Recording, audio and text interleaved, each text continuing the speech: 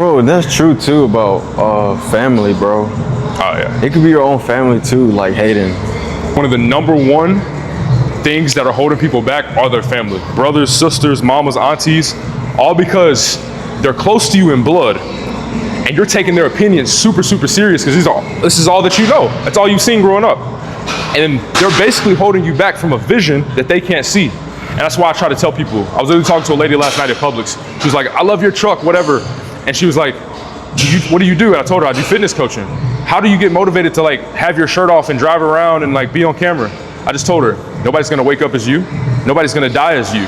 So why do you care about their opinions? And she couldn't answer it. Couldn't answer it, bro. Yeah, they're not paying your bills, bro. Not paying your bills, bro. They're not taking care of you, like what? What you eat don't make me shit, dog.